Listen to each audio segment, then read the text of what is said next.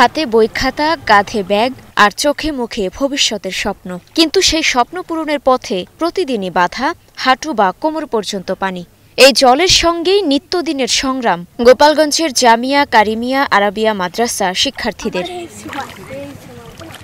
স্থানীয়রা বলছেন, মাত্র ৩০০ মিটার সড়কের অভাবে বছরের ৮ মাসই জলজটের নাকাল এখানকার বাসিন্দারা। আর বর্ষা এলেই পোহাতে হয় অন্তহীন দুর্ভোগ। পানি লেগে থাকে, আমি নামাজ পড়তে আমি আসতে পারি না, দূরের ওই মসজিদে নামাজ পড়তে যাই। আমাদের এসে পানি পাল্টাতে হয়, এই যে পানির জন্য আমাদের অসুবিধা হয়। মুসল্লিরা মসজিদ মাদ্রাসায় আসতে পারে না বিধায় এই জায়গার তেমন একটা পরিবর্তন আনতে পারছি না আমরা। এমন যখন পরিস্থিতি, তখন ৪ মাস ধরে ক্লাস নেওয়া হচ্ছে স্থানীয় একটি মসজিদে। সেখানে যেতেও ভোগান্তির শেষ নেই। জামা কাপড় সবকিছুই ভিজে যায়।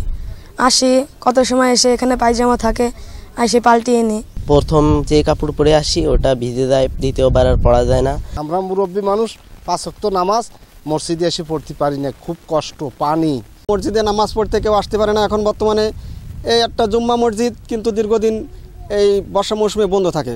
বছরের পর বছর এমন দুর্ভোগে মাদ্রাসার কার্যক্রম বন্ধ হওয়ার পথে থাকলেও নির্বিকার পৌর কর্তৃপক্ষ। আমরা জানতে পেরেছি যে এখানে একটি সংযোগ সড়ক আমাদের নির্মাণ দরকার।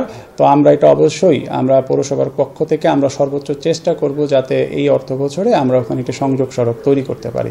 ২০১৩ সালে প্রতিষ্ঠিত এই মাদ্রাসায় পড়াশোনা করছেন প্রায় ৬০ জন শিক্ষার্থী। Desk report, star news.